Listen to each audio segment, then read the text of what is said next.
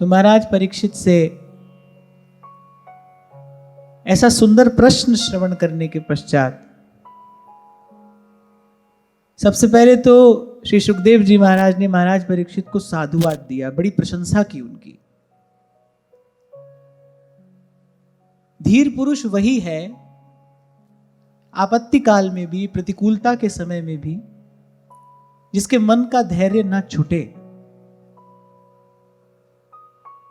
और मुझे लगता है कि अकाल मृत्यु से बड़ी विपदा और क्या हो सकती है। अकाल मृत्यु जैसी विपदा आपत्ति महाराज परीक्षित के सर पर है, पर फिर भी जब उनको साधु समागम प्राप्त हुआ तो उन्होंने केवल अपने कल्याण के विषय में नहीं पूछा। उस समय भी उनका जो प्रश्न है वो लोक मंगल से ही संबंधित है। उन्होंने पूछा मनुष्य मात्र का कर्तव्य क्या है। आप भगवत प्राप्त महापुरुष हैं, आप जैसे साधुओं का समागम अत्यंत अल्प काल के लिए भी यदि प्राप्त हो जाए तो वो जीव का परम मंगल परम कल्याण कराने वाला है। इस अवसर का मैं पूर्ण लाभ लेना चाहता हूं, इसलिए आप अपने श्रीमुख से ये कहिए कि मनुष्य मात्र का कर्तव्य क्या है, उसको कल्याण के लिए करना क्या चाहिए। प्रसन्न हो गए श्री सुखदेव जी महाराज। महाराज परीक्षित का प्रश्न सुनकर और प्रश्न के मूल में जो भावना है उसका अनुभव करके। श्रद्धावान लभते फलम, पहले ही कह दिया महाराज परीक्षित ने, आप जो कहेंगे उसमें मेरी पूर्ण श्रद्धा है, पूर्ण विश्वास है, मैं उसको यथामति यथा साधन करने के लिए कृत संकल्प हूं। तब सुखदेव जी महाराज ने कहना आरंभ किया, देहापत्य कलत्रादिश्वात्म सैन्येष्वसत्स्वपि तेषां प्रमत्तो निधनं पश्यन्नपि न पश्यति। सबसे पहले श्री सुखदेव जी महाराज ने क्या कहा, बोले कुछ ऐसी ही है भगवान की माया, अपने सगे संबंधियों में, स्नेही सुहृदों में, उनकी आसक्ति में, उनके मोह में बंधा ये जीव कह प्रमाद के कारण अपने सर पर खड़ी मृत्यु को देखता हुआ भी नहीं देखता। कई बार हमने चर्चा की, क्या आपको हमको किसी को अनुभव नहीं है इस बात का कि ये संसार असार है? क्या हमने कभी संसार से ठोकर नहीं खाई? क्या हम कभी संसार से निराश नहीं हुए? क्या हम बार बार निराश नहीं हुए? पर उस बार बार की निराशा के बाद भी क्या हमने संसार की आशा छोड़ी? नहीं छोड़ी। ये क्या है? तो संत कहते हैं भाई इसका क्या उत्तर दें? ये माया श्री कृष्ण की मोयो सब संसार। इसी के लिए श्री गोस्वामी जी मानस में कह रहे हैं भाई मोह की रात है और सब सोए हैं, मोह निशा सब सोवन हारा। कोई संत का शब्द सुनकर जाग जाता है, नहीं तो सब सोए हैं। आपको स्मरण हो 2 दिन पहले हम चर्चा कर रहे थे, मैंने आपसे कहा कि आप यदि इस बात का विचार करने बैठोगे ना तो आपको बड़ा आश्चर्य होगा कि वस्तुतः भजन में बाधा डालने वाले हैं कौन? जिनके साथ हमारा अपनापन है ना, जिनके साथ हमारी आत्मीयता है, जिनको हम भूल से भ्रम से अपना माने बैठे हैं, वस्तुतः भजन में बाधा डालने वाले तो वही हैं।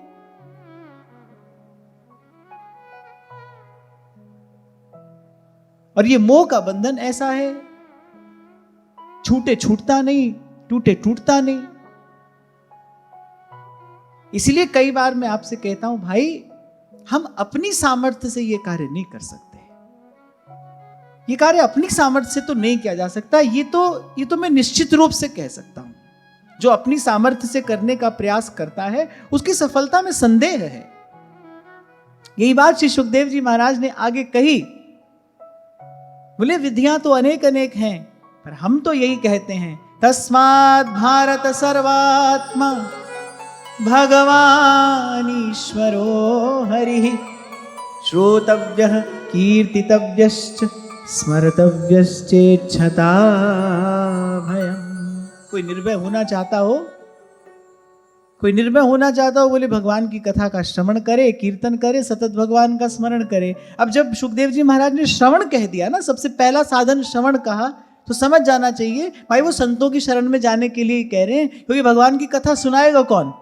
संसार के व्यक्ति के पास तो अपनी व्यथा है, उसके पास तो भगवान की कथा है नहीं, उसके पास तो अपना रोना है। बालक से लेकर वृद्ध तक, जहां तक चले जाओ, छोटे से लेकर बड़ा हो, धनी हो, निर्धन हो, सुंदर हो, कुरूप हो, निर्बल हो, बलवान हो, जैसा भी हो, जहां भी हो, आप उसके पास जाकर बैठो, उससे थोड़ा सा अपनापन आप कहो, थोड़ी देर में वो अपना दुख रोने लगेगा, थोड़ी देर में अपना रोना रोने लगेगा। तो संसार के व्यक्ति के पास तो कथा है ही नहीं, संसार के व्यक्ति के पास तो व्यथा है। इसीलिए तो संतों ने कहा, बोले हरि की कथा ही कथा है, बाकी सब व्यथा है। भगवान की कथा ही कथा है, बाकी सब व्यथा है। इसलिए भगवान ने कहा, भाई यहां वहां न देखना, प्रथम भगति संतन करी संग, पहले संत के पास जाना। और मैं बार बार आपसे कह रहा हूं, श्रवण पर बल दिया है। भक्त हो, संत हो, शास्त्र हो, पुराण हो, स्वयं भगवान भी यही बात कह रहे हैं, श्रवण पर बल दिया है। श्रवण करिए, गुरुजनों से जाकर पहले सुनिए। क्यों? क्योंकि भगवान ने कहा है कि मैं पहले कान के रास्ते जाता हूं भीतर। मत पुण्य गाथा श्रवणाविधानैहि तथा तथा पश्यति तत्व सूक्ष्मम। संत के मुख से निकला हुआ शब्द जब कान के मार्ग से भीतर जाता है, तब क्या करता है? पहले भीतर का मल धोता है वो। आप और मैं कल्पना नहीं कर सकते कि कितना मैला मन है हमारा। मन कितना मैला है, कितना मैला कुचैला ये पात्र है। कैसे आए भगवान? और सब साधनों से भक्ति क्यों श्रेष्ठ है? भक्ति की महिमा क्यों गाई है सब संतों महापुरुषों ने? क्योंकि और सब साधनों में आपको पात्र बन के जाना है, भक्ति आपको पात्र बनाती है। आप ज्ञान अर्जित करने के लिए जाओ तो उसमें पहले पात्रता अपेक्षित है। आपको शम दम षट संपत्ति से युक्त होकर जाना पड़ेगा, तब वो आपको कोई बात बताएंगे। कर्म के मार्ग पर चलो तो भाई उसमें तन का, धन का, द्रव्य का, बुद्धि का, विद्या का सब बल चाहिए। एक भक्ति है, वो कह रही है कोई जैसा भी हो आ जाए। तभी सूरदास जी कहते हैं, सुनेरी मैंने निर्बल के बलराम, सुनेरी मैंने निर्बल के बलराम। अपबल, तपबल और बाहुबल, और चौथो बल है दाम। और सूर किशोर कृपाते सब बल हारे को हरि नाम। सुनेरी मैंने निर्बल के बलराम, सुनेरी मैंने निर्बल के बलराम। और भक्ति क्या है? इसमें दो बात समझने की है। तो सबसे पहले तो ये स्पष्ट हो गया कि भाई भगवान की भक्ति श्रेष्ठ है। त्रिसत्येव भक्तिरेव गरीयसी, भक्तिरेव गरीयसी। और भक्ति क्या है? दो बात समझ लीजिए। पहले तो भक्ति भगवान की होगी, किसी की भी भक्ति नहीं हो सकती। भक्ति के लिए भगवान का होना आवश्यक है। जैसे प्रेम के लिए प्रेमी और प्रेमास्पद का होना आवश्यक है, ऐसे ही भक्ति के लिए भक्त और भगवान का होना आवश्यक है। भगवान की आराधना से कोई भक्त होता है। सबसे पहले तो भक्ति भगवान की होती है, और फिर भक्ति का स्वरूप क्या है? तो यहां श्रीमद् भागवत के इस अध्याय में श्री सुखदेव जी महाराज के श्रीमुख से भक्ति का जो स्वरूप प्रकट हुआ, उसमें सबसे पहली बात कही श्रवण, फिर कही कीर्तन, और फिर तीसरी बात स्मरण। ये तो कई बार हमने यहां पर चर्चा की कि जिसके जीवन में श्रवण और कीर्तन सतत होगा, उसका स्मरण सहज हो जाएगा।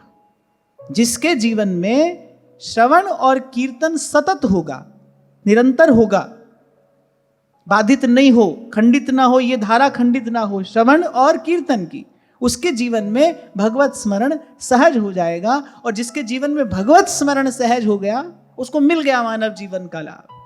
क्योंकि संपन्न नारायण स्मृति ही, भगवान का स्मरण होता रहे, यही सब मंगलों का मूल है। यही जीवन का लाभ है, यही जीवन का लक्ष्य है, यही जीवन की सफलता, यही सार्थकता कि सतत भगवान का स्मरण होता रहे। विकार प्रवेश करता ही कब है? हमारे मन में विकार कब आता है? हमारी बुद्धि कब विचलित होती है? जिस क्षण में भगवान का स्मरण नहीं हो रहा होता, उसी क्षण मन में विकार आता है। क्योंकि जहां राम तहां काम नहीं, जहां काम नहीं राम। तो पहले सुखदेव जी महाराज ने कहा भाई भक्ति श्रेष्ठ है, फिर दो बातें एक ही श्लोक में कह दी। तस्मात् भारत सर्वात्मा भगवान ईश्वरो हरि। माने श्रवण कीर्तन स्मरण करना है किसका? ऐसी किसी का भी नहीं, भगवान का। श्रीमद् भागवत का सबसे महत्वपूर्ण संदेश यही है, भगवान के स्वरूप को समझिए। भगवान कौन है? वो जो निर्गुण भी है, सगुण भी है, और निर्गुण सगुण दोनों से न्यारा भी है, जो सदा था, है और रहेगा, जिसके स्वरूप में कभी कोई परिवर्तन नहीं आता, जो अनादि अनंत अछेद अभेद अखंड सर्वत्र व्याप्त जो सत्ता है, वो वस्तुतः है कौन? उसका कोई नाम है, कोई रूप है, उसका कोई आकार है, कहीं उसका दर्शन होता है? यही श्रीमद् भागवत का सबसे महत्वपूर्ण संदेश है, इसलिए यहीं से चर्चा आरंभ हुई है। परीक्षित जी ने जो प्रश्न किया, श्री सुखदेव जी महाराज ने उत्तर स्वरूप सबसे पहली बात यही कही कि राजन, मनुष्य मात्र का कर्तव्य तो यही है, भगवान की भक्ति करे। भगवान की भक्ति, एक पंक्ति में कहा कि भगवान की, और दूसरे में कहा भक्ति करे, और भक्ति का स्वरूप भी बता दिया। आपके मेरे जैसे लोगों के लिए भक्ति का स्वरूप क्या है? अब भाई हम किसी गिरी कंदरा में जाकर और ध्यान लगाकर आराधन तो नहीं कर सकते। हमारे लिए विधि कौन सी है? श्रवण कीर्तन और स्मरण। उसमें भी सबसे पहली विधि बताई क्या?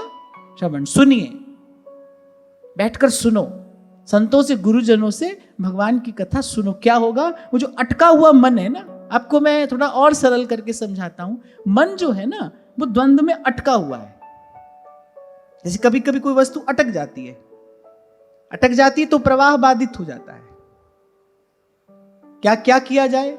बड़े तीव्र वेग से जल की धारा छोड़ी जाए, ऐसा होता है ना, बड़े तीव्र वेग से पीछे से जल की धारा छोड़ी जाए तो वो जो उलझन है वो सुलझ जाती है। जब संत सुनाता है तो उन शब्दों में एक ऊर्जा होती है। संत के शब्दों में एक तेज है ना, उसकी वाणी में एक ओज है, एक बल है, एक शक्ति है, उसके तप का, उसके भजन का, उसका पुण्य बल है उन शब्दों में। आपका मेरा कहा क्यों नहीं होता? क्यों साधु बोले सहज सुभाए, साधु का कहा वृथा नहीं जाए। एक छोटे से बालक ने श्राप दे दिया महाराज परीक्षित को। पूरी पृथ्वी का एक छत्र सम्राट दौड़ा दौड़ा गया, गंगा किनारे जाकर बैठ गया, क्योंकि वो जानता है भाई ये शब्द निष्फल नहीं जाएंगे।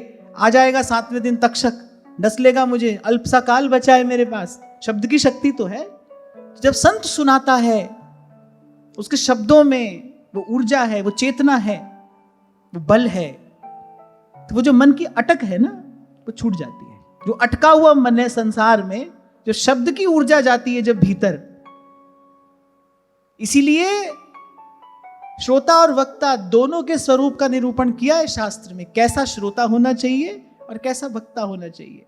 श्रोता कैसा हो? जो भाई अब भगवान के अतिरिक्त और कुछ नहीं चाहता। सबसे पहले तो ये बात समझ लो, भागवत किसके लिए कही गई? भागवत का श्रोता कैसा है? महाराज परीक्षित का स्वरूप यहां पर क्या दर्शनीय है? भाई वो अब ऐसे हैं, उनको भगवान के अतिरिक्त और कुछ नहीं चाहिए, सब कुछ छोड़कर आए हैं। और आज देखो भागवत की कथा किस किस मनोरथ के लिए हो रही है, किस किस मनोरथ के लिए भागवत की कथा हो रही है। और भाव देखो भागवत का श्रोता यहां कैसा है। प्रत्येक अध्याय के विश्राम में क्या लिखा गया है? बोले पारमहंस्यांग संहितायां, ये परमहंसों की संहिता है। कौन है इसका अधिकारी? जिसके मन में दरस तेरे की प्यास मन लागी, सहज आनंद बसे बैरागी।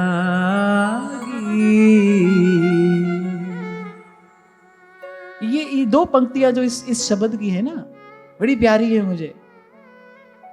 नानक की अरदास सुनी जय,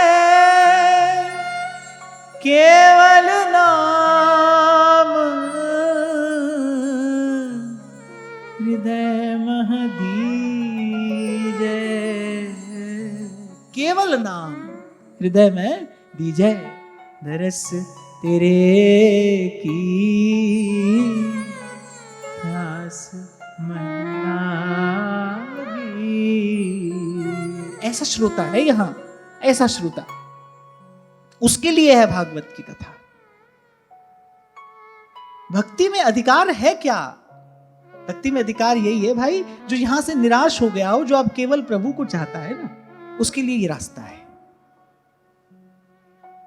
और वक्ता कैसा है?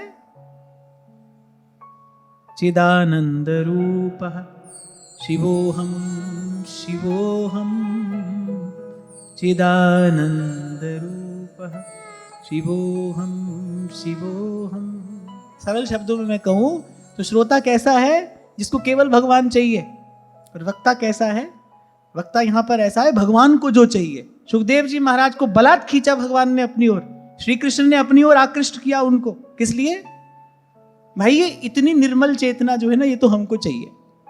श्री कृष्ण ने कहा भाई सुखदेव जी तो हमको चाहिए, ये हमारे भक्त हों, ये ऐसे निर्मल हैं, इनकी इच्छा तो हमें है। श्रोता कैसा है? जिसको भगवान की इच्छा है। और वक्ता कैसा है? भगवान को जिसकी इच्छा है, जो भगवान के द्वारा स्पृहणी है, ऐसा वक्ता है इस कथा का। तो जब सुनी जाती है कथा गुरुजनों के मुख से, तब उसका प्रभाव भी होता है, उसका प्रसाद भी मिलता है। इसीलिए कहते हैं कोई संत मिले जो हरि की कथा सुनाए, जिस भेंटे गति होए हमारी। आगे बढ़े हम जीवन में, जन्म जन्म से वही भूल, वही भ्रम, वही भटकाव, कितनी बार यहां आए गए, यहां खोया पाया, लेकिन द्वंद्व सदा ही बना रहा। अब तो कुछ ऐसा हो, कोई ऐसा संत मिले जिस भेंटे गति होए हमारी, जिस भेंटे गति होए, कुछ ऐसा प्रसाद दे दे जिसके बाद भूख ना लगे। कितना भी सुंदर मधुर भोजन करो, पेट भर भी जाए तो थोड़ी देर के लिए तो भरता है, फिर भूख है, फिर भूख है। संसार का कोई भी विषय आप देखो, उससे तृप्ति मिलती कितनी देर के लिए है? बड़ी थोड़ी देर के लिए। अगले दिन आप फिर वहीं के वहीं हैं, अर्थात गति नहीं हो रही, आप आगे नहीं बढ़े। 2 कदम आगे बढ़े, फिर 2 कदम पीछे, फिर 2 आगे, फिर 2 पीछे। गति कहां हुई? आगे कहां बढ़े? देयर इज नो ग्रोथ, उन्नति नहीं हुई। इसीलिए कह रहे कोई संत मिले और गति कराए। कैसे?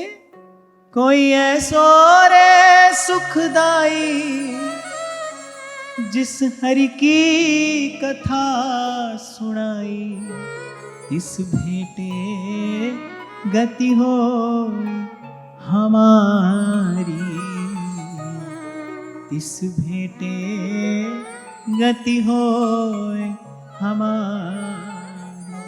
मैं बहुत पहले कहा करता था, पहली मुलाकात भगवान से संत के संग में ही होती है।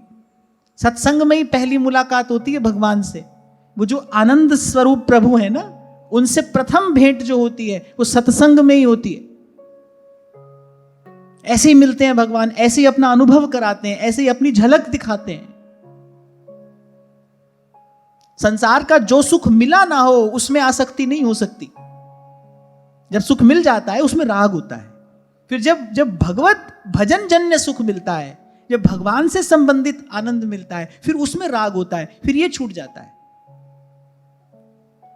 जैसे सोने के सिक्के के लिए चांदी का सिक्का छोड़ना नहीं पड़ता, छूट जाता है। ऐसे ही जब प्रभु से संबंधित आनंद मिलता है, जब भगवान के स्वरूप की झलक मिलती है, जब भगवान के स्वरूप का स्वभाव का अनुभव होता है, तो वो जो पहले वाली जो सुखेच्छा है, संसार के विषय में जो राग है, वो स्वतः छूट जाता है। इसको कहते हैं गति होना, इसको कहते हैं आगे बढ़ना। इसलिए एक पंक्ति में दोनों बात बता दी। गति कराएगा कौन? कोई ऐसो रे सुखदाई। और वो कराएगा कैसे? कौन गति कराएगा? साधु कराएगा। कराएगा कैसे? हो कोई ऐसो रे सुखदाई, जिन हरि की कथा सुनाई। देखो भाई, कहने सुनने के लिए तो हजार हजार बातें हैं, कितने विषय है, कितनी चर्चा कर लो, कितना बोल लो, उसका कोई अंत थोड़ी है।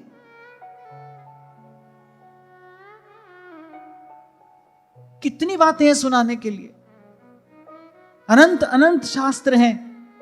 यही बात तो महामुनि अष्टावक्र ने कही महाराजा जनक से, आजक्षु शिणुवातात नाना शास्त्रण्यनेकशः।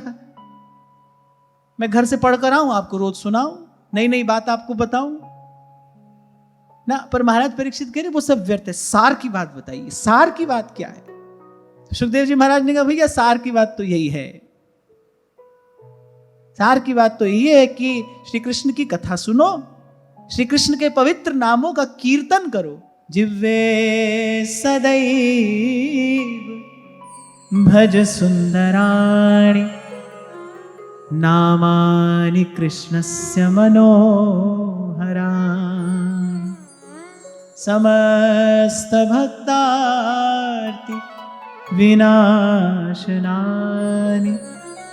गोविंद दामोदर माधवेति। अब जब सुखदेव जी महाराज ने कहा कीर्तन करो तो 2 मिनट कर लेते हैं। मुकुंद माधव गोविंद बोल, केशव माधव हरि हरि बोल। मुकुंद माधव गोविंद बोल, केशव माधव हरि हरि बोल। मुकुंद माधव गोविंद बोल, केशव माधव हरि हरि बोल। मुकुंद माधव गोविंद बोल, केशव माधव हरि हरि बोल। राम राम बोल, कृष्ण कृष्ण बोल। राम राम बोल, कृष्ण कृष्ण बोल। राम राम बोल, कृष्ण कृष्ण बोल। राम राम बोल, कृष्ण कृष्ण बोल। केशव माधव गोविंद बोल, केशव माधव गोविंद बोल। केशव माधव गोविंद बोल, केशव माधव गोविंद बोल। केशव माधव हरि हरि बोल। केशव माधव हरि हरि बोल। केशव माधव हरि हरि बोल। केशव माधव हरि हरि बोल। केशव माधव हरि हरि बोल। केशव माधव हरि हरि बोल। महाराज वाणी में कहते हैं, तहां वैकुंठ जहां कीर्तन तेरा, आपै श्रद्धा ल्यामै। इस समय आपकी रग रग तो पावन हो ही रही है, और आपके द्वारा जो भगवान नाम का कीर्तन उच्चारण हो रहा है, नाम जपत मंगल दिसि दसु। एक संत के कहे शब्द हैं, मुझे भूलते नहीं। वो कहते थे कि जगन्नाथ की इससे श्रेष्ठ सेवा और कोई नहीं हो सकती। ये सारा संसार प्रभु का स्वरूप है, और प्रभु के नाम के कीर्तन से, कीर्तन करने वाले का रोम रोम तो पवित्र होता है, सृष्टि का कण कण पावन हो जाता है। केशव माधव हरि हरि बोल। केशव माधव हरि हरि बोल। केशव माधव हरि हरि बोल। केशव माधव हरि हरि बोल। और बड़े आनंद की बात बताऊं मैं आपको, श्रीमद् भागवत का आरंभ भी यहीं से हो रहा है।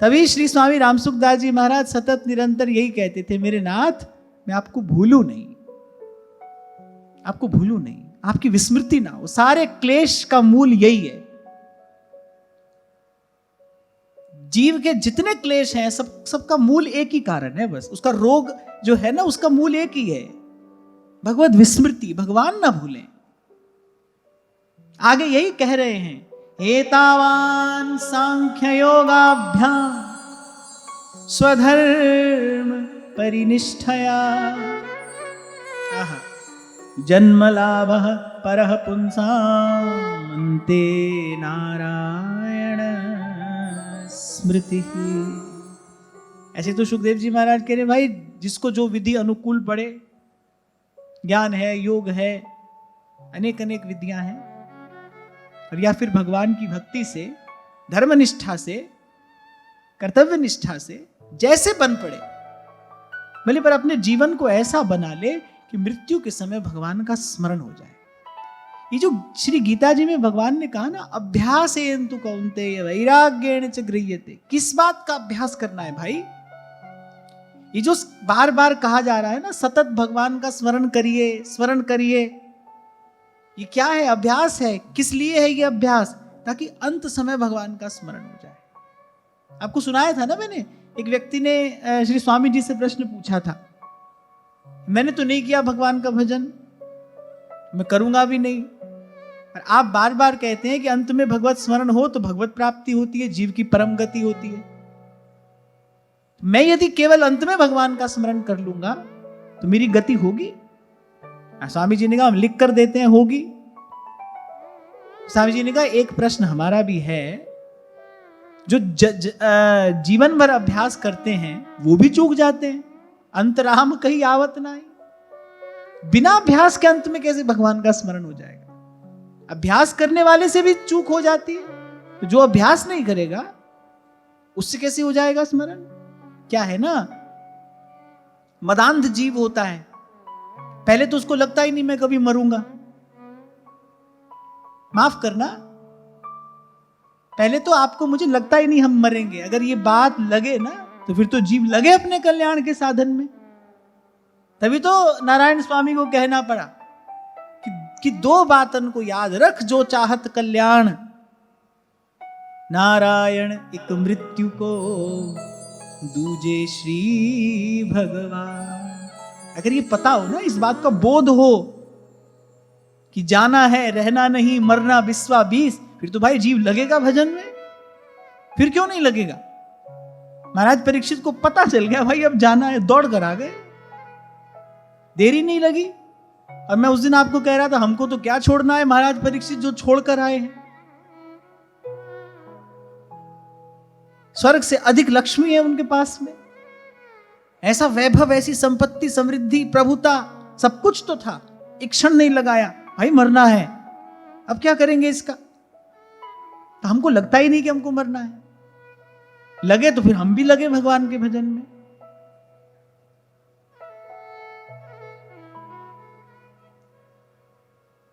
तो ये जो अभ्यास है किस लिए भाई? आगे अंत में स्मरण हो जाए। जो जन्म भर लगा रहे उससे भी भूल हो जाती है। जीव मदान दे, उसको पता नहीं ना मृत्यु का समय होता कैसा है। मृत्यु के क्षण का अनुभव तो एक ही बार होता है। मृत्यु के क्षण का, जो मृत्यु का जो कष्ट है, उसका अनुभव बार बार थोड़ी होता, तो एक ही बार होता है। बाबा बुल्ले शाह यही तो कहते हैं, बुल्ले शाह पता ता लगसी जे चिड़ी फसी हथ बाजा। वो तो उसी समय पता चलता है, पहले तो जीव मतवाला रहता है, मदांध रहता है। सूरदास जी कहते हैं कि बालापन खेलत ही खोयो, मेरे बचपन जो था वो खेलने में गया, और यौवन विषय रस भोई, और जब युवावस्था आई तो शरीर में वो जो बल था, शक्ति थी, तेज था, बोले उससे हमने विषय का सुख भोगा। बोले अब वृद्ध भयो, अब मति प्रगति मोको, अब मेरे को ये सुधार रही है। भाई करना तो कुछ और चाहिए था, हम तो कुछ और करते आए। तब हाथ जोड़कर कहते हैं, दीनानाथ अब बारी तुम्हारी, दीनानाथ तभी तो कहा सूरदास जी ने, हरि में नैनहीन तुम नैना। क्या किया हमने? अब पीछे मुड़कर देख रहे हैं, चिड़िया चुग गई खेत। तो जो जिसने भी ये प्रश्न पूछा, एक मदांध व्यक्ति का ही तो प्रश्न हो सकता है। उस समय क्या पता कैसा कष्ट होता है। अरे बड़े बड़े धीर गंभीर महापुरुष वो उस समय विचलित हो जाते हैं। नहीं तो नहीं कहना पड़ता ना तुलसी बाबा को, जन्म जन्म मुनि जतन कराही। आप एक जन्म के अभ्यास की बात कह रहे हैं, जतन माने अभ्यास। वो कह रहे वो जन्मों जन्मों का अभ्यास होता है तो अंत में भगवान की याद नहीं आती। इतनी प्रबल भगवान की माया है, इतनी प्रबल। तूफान आता है, छोटे मोटे पेड़ गिर जाते हैं कि नहीं? वो वृक्ष जिसकी जड़ बड़ी गहरी हो, वो अपने आप को संभाल कर रख पाता है। नहीं तो नए नए छोटे छोटे पेड़ तो साधारण सी आंधी तूफान में गिर जाते हैं।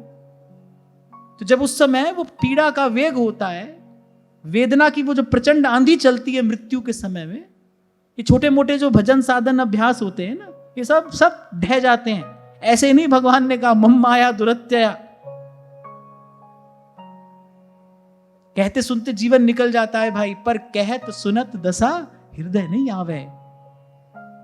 कहने वाले को उसका अनुभव नहीं है वो जो कह रहा है, सुनने वाले को उसका अनुभव नहीं है वो जो सुन रहा है। इसीलिए संत कह रहे कहत सुनत दशा हृदय नहीं आवे। कहने वाला अपने अभ्यास से केवल कह रहा है, सुनने वाला अपने अभ्यास से केवल सुन रहा है। तो इसलिए सुखदेव जी महाराज ने कहा भाई बात तो यही है, साधन कोई भी करे, यद्यपि पहले ही कह दिया हमारी निष्ठा तो भगवान की भक्ति में है, पर और साधन भी है। अब श्रीमद् भागवत तो सबके लिए कही जा रही है ना। प्रत्येक का अपना अपना अधिकार है, अपनी अपनी रुचि है, उसकी सहज प्रवृत्ति है। किसी की सहज प्रवृत्ति योग में होगी, किसी की ध्यान में होगी। यद्यपि पहले ही कह दिया श्रोतव्य कीर्तितव्यश्च स्मर्तव्यश्चेत छता भयम। भगवान का ही भगवान के नाम का ही कीर्तन, उनकी कथा का श्रवण, उनका ही स्मरण करे। पर आगे कहा भाई उसके अलावा भी किसी की कोई रुचि हो सो करे। सार की बात है अंत में भगवान याद आ जाए, अंत में भगवत स्मरण हो जाए। जन्मलाभः परः पुंसां अन्ते नारायण स्मृति। यहां तो भजन में बैठो तो भजन नहीं होता। अभी जब शरीर स्वस्थ है, सब सुख सुविधा है, अनुकूलता है, मौज मस्ती हो रही है, अरे तब नहीं हो रहा। जब शरीर जर्जर पड़ा होगा, शरीर का एक एक अंग जरा जीर्ण होगा, रोगों से ग्रस्त होगा, व्याधि से भरा हुआ शरीर होगा, उस समय हो जाएगा भगवान का भजन। एक भला चंगा स्वस्थ व्यक्ति, शरीर के किसी एक हिस्से में पीड़ा हो जाए ना, सारी की सारी चेतना जो है वो उसी एक हिस्से की ओर प्रवाहित होने लगती है। आपकी सारी शक्ति उसी ओर जाने लगती है, शरीर के जिस एक अंग में पीड़ा हो। और उस समय का विचार करो जब एक एक अंग रोग से ग्रस्त होता है, व्याधिग्रस्त होता है, मन निर्बल होता है, उत्साहहीन होता है, चारों ओर निराशा होती है, अवसाद होता है, अंधकार होता है, ऐसे समय में हो जाएगा भगवान का भजन। इसलिए संत कह रहे हैं भाई ये जो जन्म जीवन मिला है इसमें अभ्यास करिए। ईमानदारी से कोई अभ्यास करे तो फिर जगत मजूरी देत है क्यों राखे भगवान। किसी ने ईमानदारी से किया होगा ना भजन तो ठाकुर जी को दया आती है। ऐसा नहीं कि अपने साधन से कोई अंत में भगवान का स्मरण कर ले, पर जब कोई ईमानदारी से करता है ना साधन, प्रभु को दया आती है। ठाकुर जी कहते हैं भाई इस बेचारे ने ईमानदारी से प्रयास तो किया है ना, कोई बात नहीं, इसका भजन हम कर लेते हैं, हम कर लेंगे इसका भजन। किसी ने एक संत से पूछा था, बोले अंत समय कोई चेतना शून्य हो जाए, अचेत हो जाए, कैसे करेगा भगवान का स्मरण? कोमा में चला जाए। संत ने बड़ा अच्छा उत्तर दिया, बोले अंत समय क्या, जीव तो सदा ही अचेत है, चेता हुआ है कौन? बोले जीव तो सदा ही अचेत है, इससे अधिक अचेतन अवस्था और क्या होगी? हंसता खेलता सोता जागता खाता पीता भगवान ने अवसर दिया, भगवान का भजन नहीं करता, इससे ज्यादा सोया हुआ और कौन होगा? यानी सभी सोए हैं, सभी अचेत हैं। दया तो भगवान ही करते हैं, भगवान की कृपा से ही भगवान की प्राप्ति होती है, भगवान की कृपा से ही भगवान का भजन होता है। फिर इतनी सी चर्चा से हमको दो बात समझनी है। पहली बात कि भाई मानव मात्र का कर्तव्य क्या है? भगवान की भक्ति। और इस एक बात में दो बातें आ गई। किसकी भक्ति? जोर से बोलो। भगवान की भक्ति। और भगवान अर्थात ऐसे बोलोगे श्री कृष्ण। और ये कोई मेरा विचार नहीं है ना? कोई सोचे कि आप अपना आग्रह करें ना, नहीं तो श्रीमद् भागवत जी ने ही कह दिया। जो सर्वात्मा भगवान है उनकी भक्ति, जो घटघटवासी है, जो सर्वत्र समान रूप से व्याप्त है, ऐसा जिसका स्वरूप है, और बिन सेवा जो द्रवै दीन पै राम सरिस को नाई, ऐसा जिसका स्वभाव है, ऐसे भगवान की भक्ति। और फिर भक्ति का स्वरूप भी बता दिया। भक्ति अर्थात हमारे लिए भक्ति का स्वरूप क्या है? श्रवण, कीर्तन और स्मरण। तो एक बात तो ये हो गई भगवान की भक्ति, और इसमें दो बात हो गई, भगवान कौन और भक्ति का स्वरूप क्या। और दूसरी बात, जो सार की बात श्री सुखदेव जी महाराज ने कही, भाई कुछ भी करो अंत में भगवान का स्मरण होना चाहिए। श्री डोंगरे जी महाराज ये बात बार बार कहते थे, बोले साधु वही होता है भाई जिसका मरण मंगलमय होता है। जीवन तो जैसा हो सो हो, सुख दुख आते जाते रहते हैं, आते जाते रहेंगे। बड़ी बड़ी व्याधियां, बड़ी बड़ी प्रतिकूलताएं संतों के जीवन में आती देखी जाती हैं। बड़े बड़े दुख संतों के जीवन में आते देखे जाते हैं। बड़े बड़े अपमान संत लोग झेलते हैं। ये सब तो होता है, होता रहेगा। फिर अंत में भगवान का स्मरण हो गया, मृत्यु जिसकी मंगलमयी हो गई, माने वही साधु था। मैं पहले कभी कहा करता था ना, बच्चा सारा साल किताब आगे लेके बैठा ही रहे, माँ बाप को लगे बोले कितना पढ़ता है, बेचारा दिन भर पढ़ता है, जिस दिन परीक्षा का परिणाम आए उस दिन फेल। अब बताओ, अब खबर नहीं क्या पढ़ता था, पढ़ता भी था कि नहीं पढ़ता था। एक बालक है, खेलता कूदता रहा, थोड़ा सा पढ़ा, उत्तीर्ण हो गया। माता पिता को इससे बात नहीं है कि भाई कितना पढ़ा, कब पढ़ा, कैसे पढ़ा, पास हुआ कि नहीं हुआ। यही बात श्री सुखदेव जी महाराज ने कही, भाई जो भी रास्ता हो तुम्हारा तुम देखो, परीक्षा पास करनी है। और परीक्षा पास करने का अर्थ क्या है? अंत में भगवान का स्मरण हो रहा है कि नहीं हो रहा है। पर संत इस बात को समझाते हुए कहते हैं, भाई अंत में भगवान का स्मरण उसी को होता है जो जीवन भर ईमानदारी से अभ्यास में लगता है, भजन के अभ्यास में। बड़ी बड़ी सुंदर पंक्ति है ये। जन्म लाभः परः पुंसाम् अन्ते नारायण स्मृति।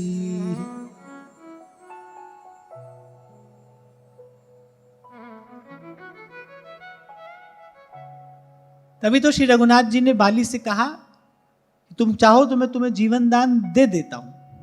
अरे बाली ने कहा, जन्म जन्म मुनि अभ्यास करते हैं, उनको आपका स्मरण तक नहीं होता, आप मेरी दृष्टि के सामने हैं, कौन होगा जो पुनः इस संस्कृति में आना चाहेगा?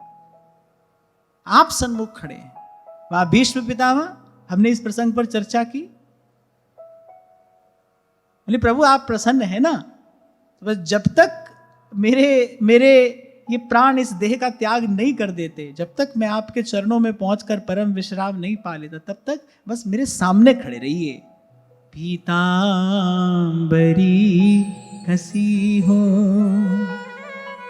होठों पे कुछ हंसी हो, मूरत ये मन बसी हो, जब प्राण तन से निकले, इतना तो करना स्वामी, जब प्राण तन से निकले। प्रायेण मुनयो राजन् निवृत्ता विधि निषेधतः, नैर्गुण्यस्था रमन्ते स्म गुणानुकथने हरे। सुखदेव जी महाराज कह रहे हैं कि परीक्षित जो निर्गुण स्वरूप में स्थित हैं, माने जो विधि निषेध की मर्यादा को लांघ चुके हैं, जो प्रकृति से पार चले गए हैं,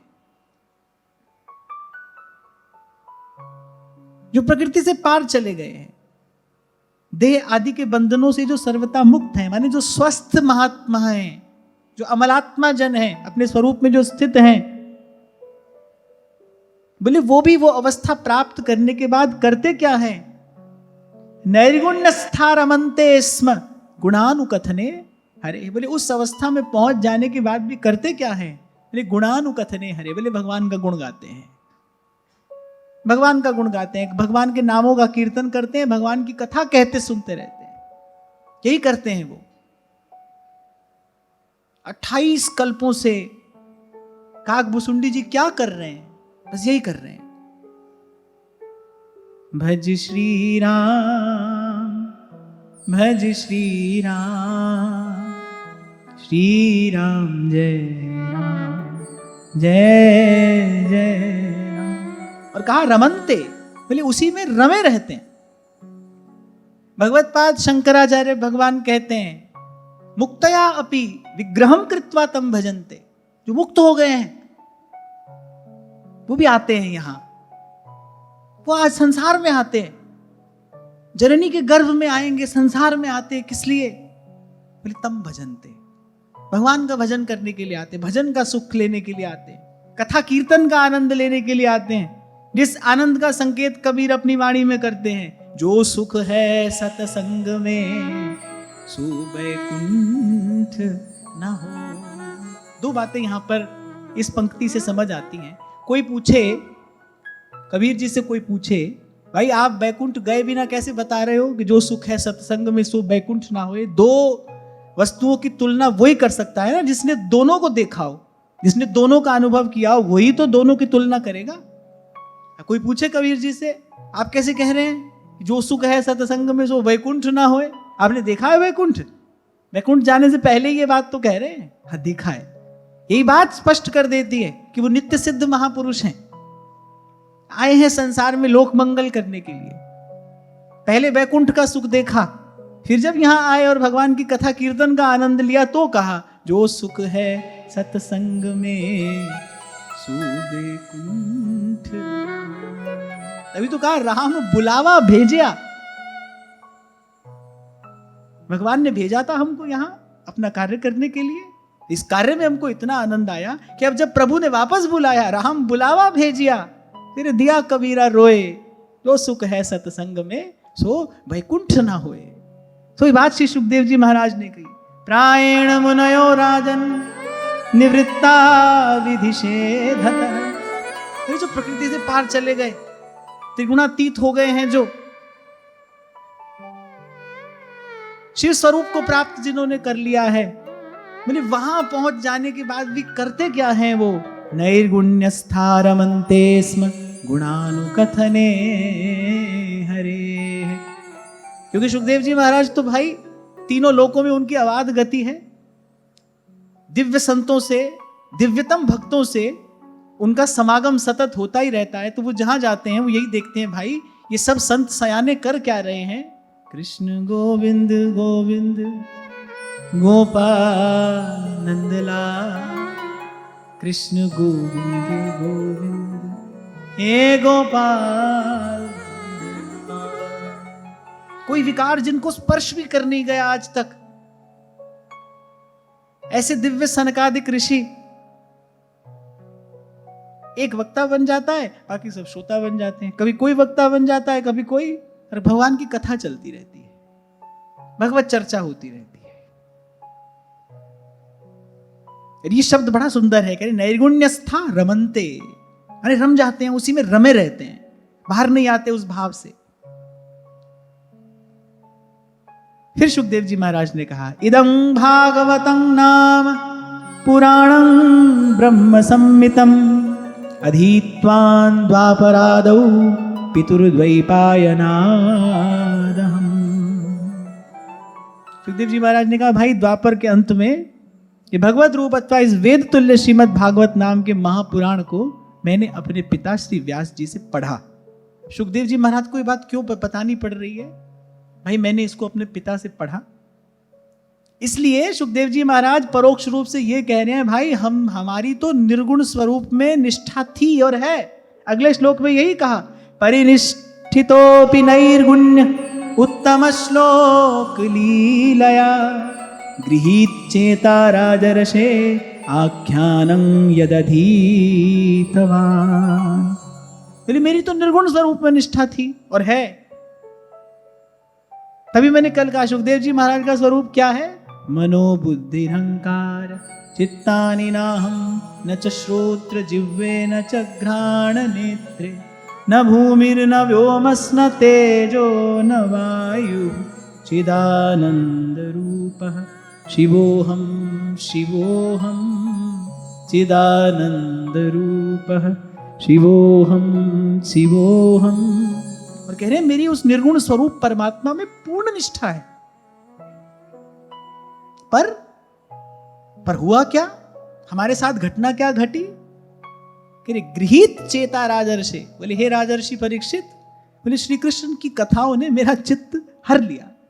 भगवान की कथाओं ने हमारे चित्त वित्त का हरण कर लिया। यही बात मधुसूदन सरस्वती पाद ने कही।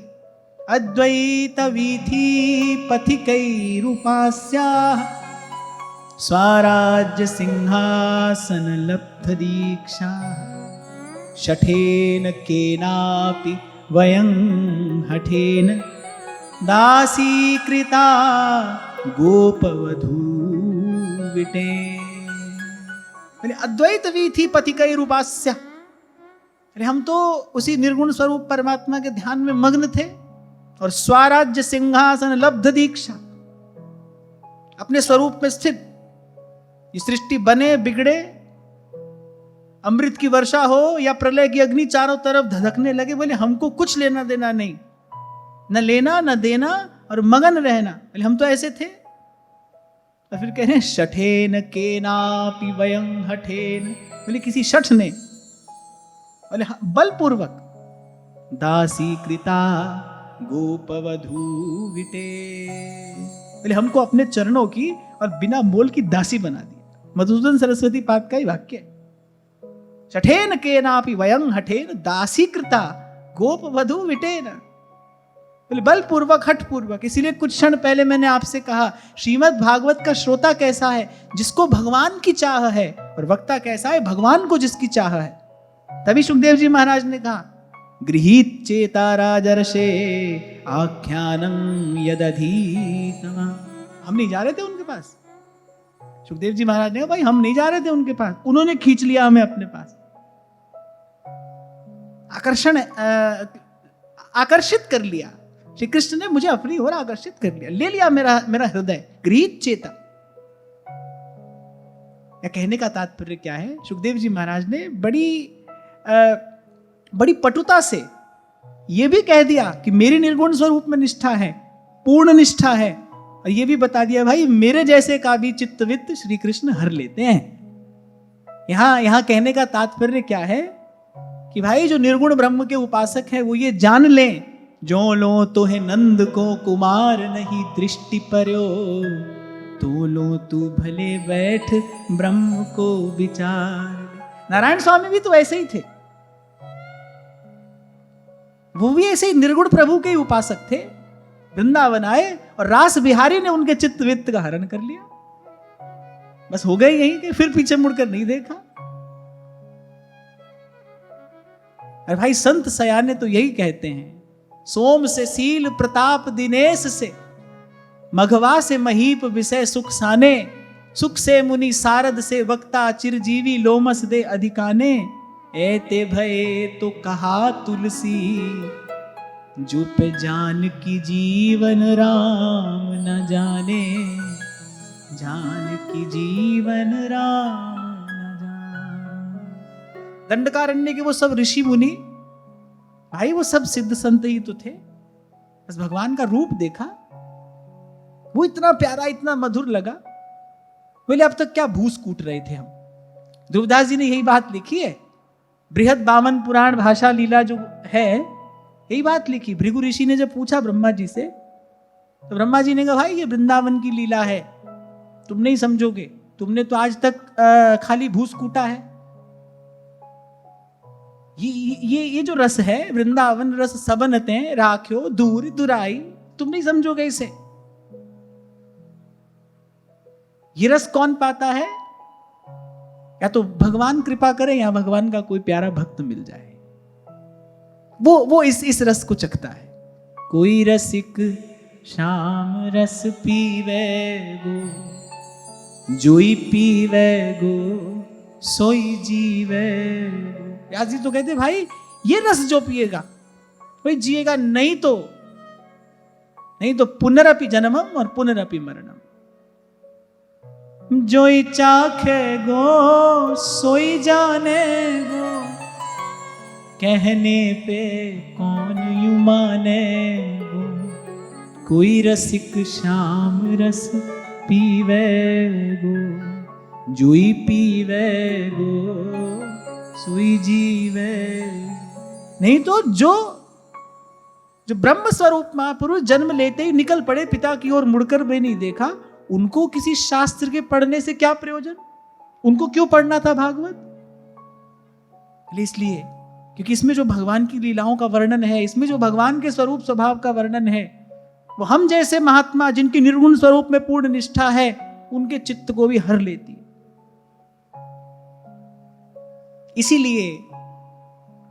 इसीलिए हम तुम गाते हैं, छीन ले हंस के सबका ये मन, सखीरी मेरो राधा। और जितना सरल हृदय होगा उतना शीघ्र आकर्षित होगा वो श्री कृष्ण की ओर। तभी तो कहा अनेक जन्मार्जितम पुण्यम कृष्ण भक्ति प्रजायते। जन्म जन्म के पुण्य से जब सत्वगुण बढ़ता है, मन शुद्ध होता है, तभी भगवान में आकर्षण होता है, भगवान प्यारे लगते हैं, मीठे लगते हैं। मुखड़े को देख के जो चंदा लजाए,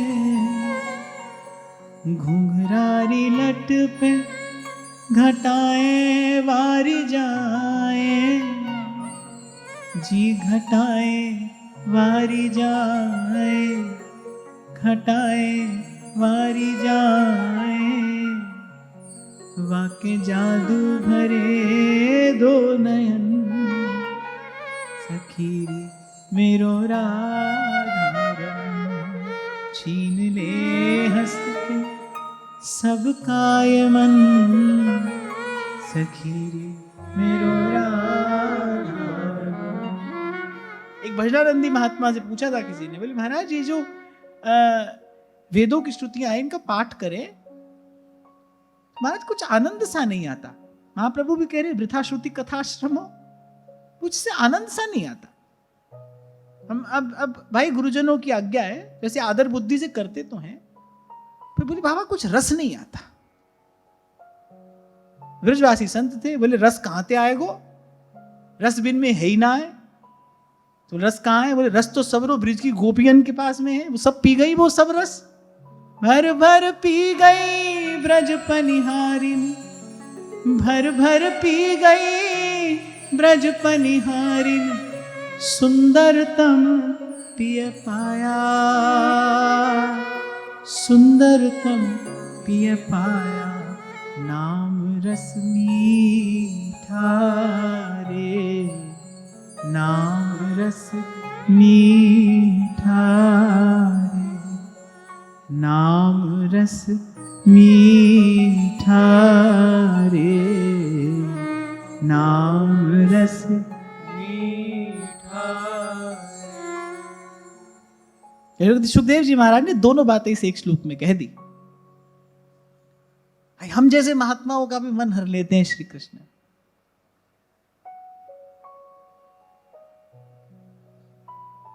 और यही श्री कृष्ण की महिमा है।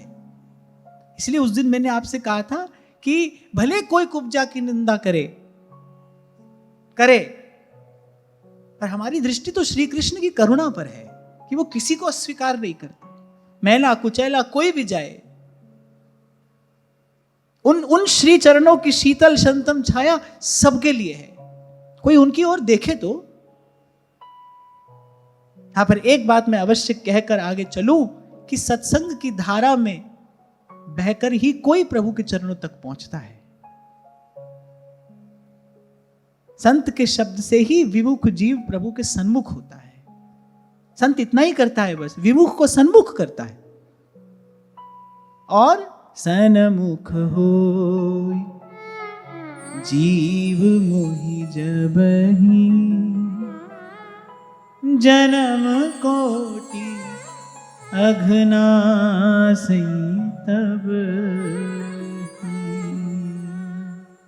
और फिर सुखदेव जी महाराज श्रीमद् भागवत की महिमा बता रहे हैं कि तुम भगवान के परम भक्त हो, मैं सुनाऊंगा तुम्हें ये दिव्य कथा, ये दिव्य वार्ता, मैं पिलाऊंगा ये अमृत तुम्हें। और सुखदेव जी महाराज महिमा बता रहे हैं, बोले श्रद्धा से जिसका श्रवण करने मात्र से वे सहज में ही भगवान में प्रीति हो जाती है, भगवान के चरणों में प्रेम हो जाता है। ये बात कल भी मैं आपसे कह रहा था भाई, भागवत की महिमा यही है, हमें इसी भाव से, इसी भावना से हमको श्रीमद् भागवत का कथन और श्रवण करना है। हमें अपने मन में और कोई भाव नहीं लाना है, नहीं आने देना है। एक ही भाव कि भाई हम उस कथा का श्रवण कर रहे हैं, यस्याम वै श्रूयमाणायाम कृष्णे परम पुरुषे भक्तिर उत्पद्यते। प्रभु के चरणों में निष्काम प्रेम होता है इसका श्रवण करने से, इसका कीर्तन करने से। और वैसे तो श्रीमद् भागवत की महिमा दसों दिशाओं में उजागर है, शास्त्र पुराण सब कह रहे हैं, अन्यथा वैष्णवी माया देवानाम अपि दुर्जया कथम निवर्तते पुंसांग श्रीमद् भागवतम बिना। इस नौका में बैठे बिना कौन जाएगा उस पार। एक बात अपने मन को बार बार बताते रहना चाहिए, बार बार, बिन हरि भजन न भवतरिये यह सिद्धांत अपे।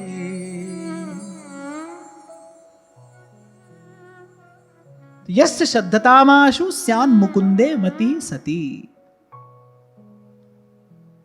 निर्मल निष्काम प्रीति होती है भगवान के चरणों में, सहज में हो जाती है। आशु सुखदेव जी महाराज कह रहे हैं, ये इस कथा की महिमा है।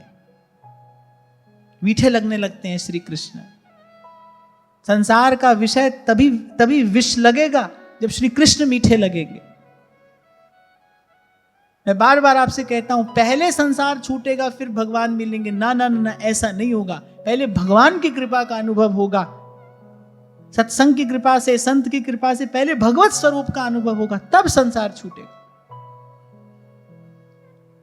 आप पिछला कदम तब उठाते हो ना जब अगला कदम पहले कहीं रखते हो। जब तक अगले को कोई आधार ना मिले पिछला कैसे उठाओगे तो गिरोगे कि नहीं। अभी भगवान तो मिले नहीं और आपने कहा हमको तो संसार से बैराग हो गया। कैसे हो गया भाई, हमको भी बताओ, हमें भी हो जाए। भगवान के मिले बिना कैसे हो जाता है संसार से बैराग। महाप्रभु तो कह रहे हैं, पारासर सुर इंद्र कलप कामिनी वन फंद्या और परे देह दुख द्वंद कौन क्रम काल निकंद्या। महाप्रभु जी यही कह रहे हैं, भाई हमें भी बताओ कौन बचा इससे। कोई बचा हो तो बताओ, कोई बचा हो तो बताओ, कौन बचा है। हम तो बच गए साहेब कृपा से, संत सबद लगी उतरे पार। इसलिए श्रीमद् गोस्वामी श्री नाभादास जी महाराज मंगलाचरण करते हैं भक्तमाल का कहकर, भजवे को दोई सुघर कै हरि दास। तो ये ना सोचना पहले छोड़ देंगे संसार, घर संसार छोड़ देंगे फिर भगवान मिलेंगे। नहीं, भगवान मिलेंगे तो घर संसार छूटेगा। अपना बल इसमें कुछ नहीं है, अपना बल कुछ नहीं है।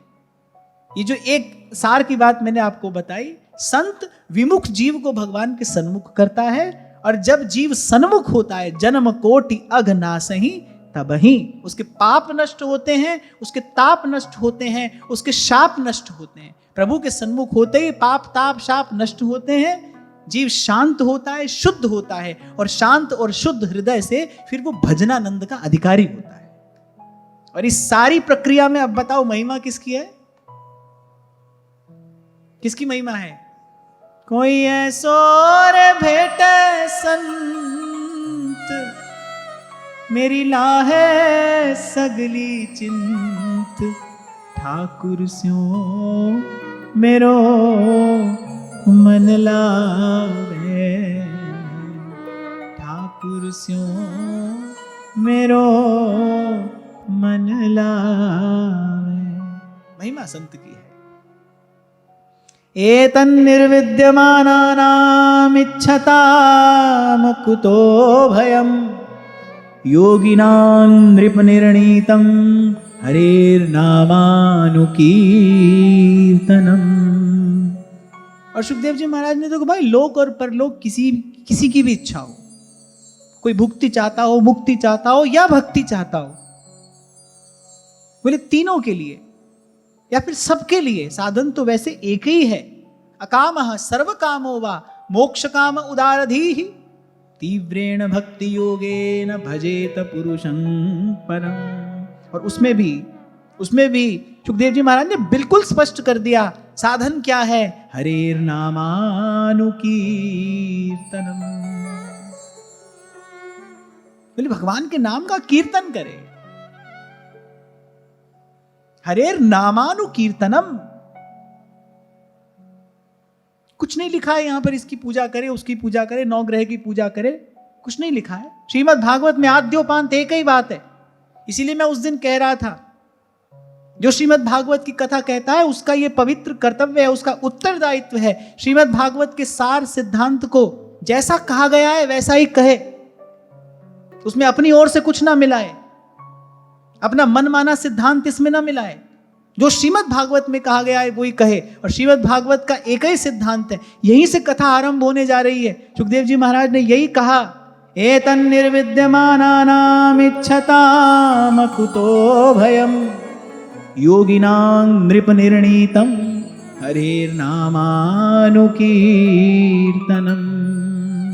बोले कोई साधक हो या कोई योग सिद्ध महापुरुष है, उसके लिए भी कृत कर्तव्य क्या है, हरेर्नामानुकीर्तनम।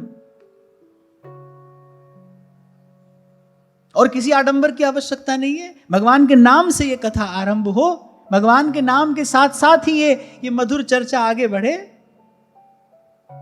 और भगवान के नाम में ये कथा विश्राम भी पाती है।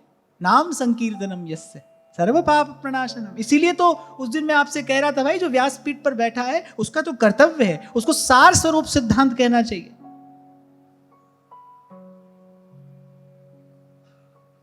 व्यास जी ने सार की बात कही, सब तज भजिए श्याम को, श्रुति स्मृति को सार। और उनकी बात को कोई चुनौती नहीं दे सकता, क्योंकि श्रुतियों और स्मृतियों का सार वो भली प्रकार से जानते हैं, इसीलिए कह सकते हैं, अधिकारी हैं कहने के। सब तज भजिए श्याम को।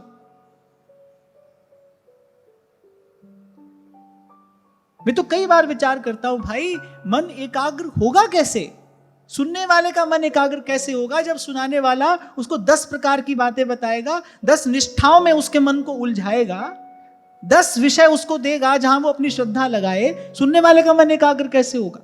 एकाग्र के लिए कोई एक होना चाहिए ना।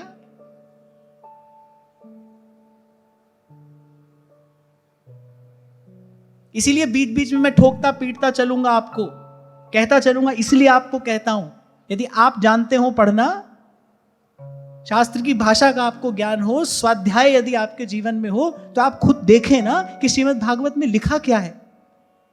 तभी तो उस दिन एक व्यक्ति ने लिखकर भेजा। एक दिन जब मैंने कहा कि धर्म के 4 चरण, सत्य, तप, शौच और दया, श्रीमद् भागवत में यही लिखा है, श्लोक है सीधा सीधा, मैंने अपनी ओर से कुछ नहीं कहा। उसने कहा, बोले महाराज कल यहां से सुना, फिर एक जगह और कथा हो रही थी, मैं वहां चला गया, तो वो कह रहे थे सत्य है, शौच है, दया है और दान है। उसने कहा महाराज यहां सुना तो कुछ और था, बोले वो जो वक्ता थे वो कुछ और बता रहे थे, हम तो बड़ा उलझ गए, अब किसकी बात माने। अच्छा था संयोग से 2 दिन पहले वो चर्चा हुई थी, तो मैंने कहा नहीं भाई श्लोक सामने ही, मैं फिर पढ़ देता हूं। अगर इतना जरूर मैंने कहा था, मैंने कहा जिसने ये कहा सत्य, शौच, दया और दान ये 4 चरण हैं, उसने ये भी जरूर कहा होगा कि कलयुग में जो एक चरण बचा है ना, उसका नाम दान है। फिर उसने ये भी जरूर कहा होगा, समझ गए ना आप? हाँ भाई एक बचा है, वो दान है। अब इसके आगे तुम बुद्धि मानो, करो, तुमको क्या करना चाहिए, यही कहा होगा। ये जो इतने मत विचारों में ये जो आज धर्म उलझ गया है, उसका कारण यही है, यही कारण है। सनातन धर्म की जो आज स्थिति है, उसका एक बड़ा प्रमुख कारण है शास्त्रों की दुर्व्याख्या, मनमानी व्याख्या हुई। अपने लाभ के लोभ से जिसके जो मन में आया उसने कहा सुनाया। कौन प्रश्न चिन्ह लगाएगा इस बात पर? कौन इस बात को चुनौती देगा? श्री सुखदेव जी महाराज यहीं से आरंभ कर रहे हैं। योगी नाम नृप निर्णीतम हरेर नामानुकीर्तनम।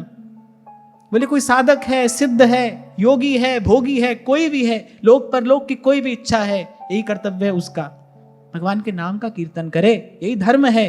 कलौ तद्धरि कीर्तनात् एहि कलि करमना धर्म विवेकु राम नाम अवलंबन एकु एहि कलिकाल साधन दूजा योग यज्ञ जप तप व्रत पूजा। और हम अपनी बात करें तो यहां भी श्री सेवक जी हो, ध्रुवदास जी हो, श्री नागरीदास जी हो, सब रसिकों ने बात तो यही कही ना, कै वाणी हरिवंश की कै हरिवंश ही नाम। ध्रुवदास जी को देखिए, हर लीला के आरंभ में क्या कह रहे हैं? हरिवंश नाम ध्रुव कहते ही बाढ़े आनंद बेली, प्रथम नाम हरिवंश हित रट रसना दिन रैन।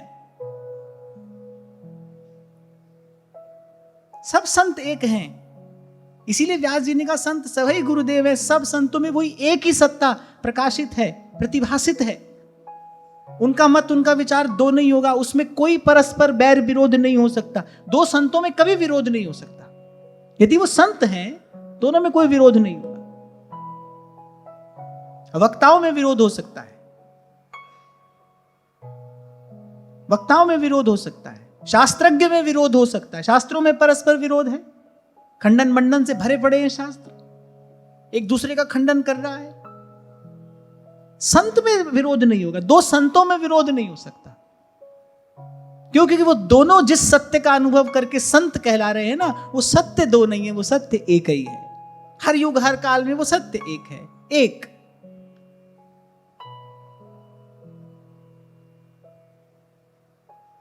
तो आपके मेरे लिए भी और सबके लिए भी सुखदेव जी महाराज ने कहा, भाई किसी को भुक्ति मुक्ति भक्ति जो चाहिए, कोई योगी हो, साधक हो, सिद्ध हो, कोई भी हो, पर निर्णीतम, ये निर्णय किया गया है, हरेर नामानुकीर्तनम। यानी समस्त शास्त्रों का यही निर्णय है कि बस भगवान के नामों का प्रेम से कीर्तन करे।